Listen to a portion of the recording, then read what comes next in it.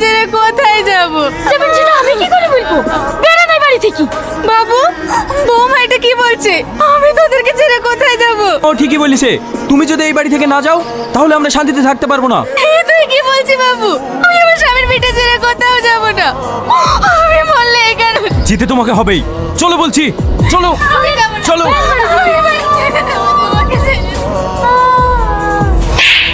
এই তুই মানুষ না জানোয়ার, যে মা তোকে 10 মাস 10 দিন গর্ভে ধারণ করেছে, তোকে তিল করে মানুষ করেছে, আর আর তুই সেই মা খাবার থেকে তাড়িয়ে দিছি। এবার কেমন মেয়ে, ভুলে যাবে না তুমি একদম কারো না কারো শাশুড়ি হবে।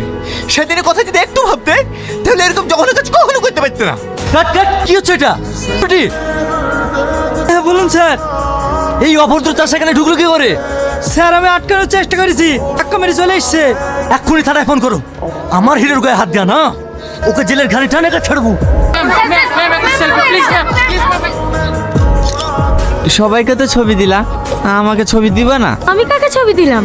আমার কাছে তো ছবিই নেই। ওই তো সবাই এসে তোমার ছবি তুলে নিয়ে গেল। ও সেলফির কথা বলছো? ঠিক আছে তোলো।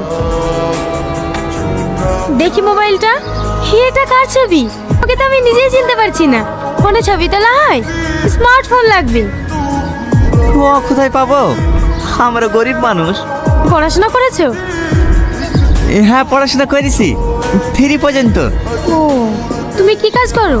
আমি ওই লোকের মাঠে মুনিশ যাই আর মাঝে মাঝে নদীতে মাছ ধরি। তুমি আমাদের সঙ্গে কাজ করবে? না, আমি তোমাদের মতো মাকে কষ্ট দিতে পারবো না। আরে তোমাকে অভিনয় করার কথা বলছি না, আমাদের এখানে স্পট বয়ের কাজ করার কথা বলছি। যেমন লাইট ধরবে আর টুকটাক কিছু দরকার হলে এনে দেবে। হ্যাঁ এইসব কাজ হলে আমি করবো। ঠিক আছে, তোমার ফোন নাম্বারটা দিয়ে যাও, আমি ডিরেক্টরের সাথে কথা বলে তোমাকে পরে ফোন করে জানিয়ে দেবো। তুমি কোথায় আছো? অনেকক্ষণ থেকে টোটোতে বসে আছি, তাড়াতাড়ি আসো। সালমা, তুমি এখানে কি করছো? কি ব্যাপার? তুমি এখানে? আমি এখানে মানে? আমাকে বাড়িতে তন্ন তন্ন করে খুঁজে বেড়াচ্ছি, আর তুমি এখানে সেজে খুঁজে কি করছো? সেই কৈফিয়ত কি তোমাকে দেবো নাকি? সিন কাট, এই জানোয়ারটা ক্যামেরার সামনে দিয়ে কোথায় গেল?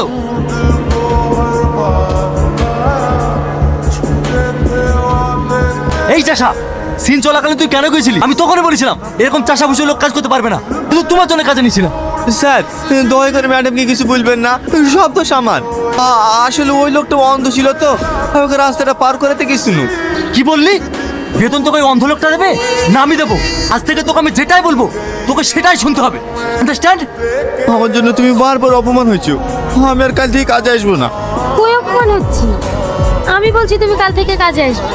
আজ ডিরেক্টর সাহেব না তোকে আবার অপমান করবে। কেন রে ভাই, আমি এবার কি করবো? যে মেয়েদের মতো শাড়ি পরে আসিস, আমাদের মতো প্যান্ট পরতে পারিসনি? সত্যি কথা বলতে কি জানিস ভাই, আমার একটা আছে কিন্তু অপরে থাকতে পারিনি, তাই লুঙ্গি পরে আসি। এই একে আজে বাজে কথা বলিসনি, ম্যাডামকে বলে দিলে না আমাদেরকে অপমান করবে। চ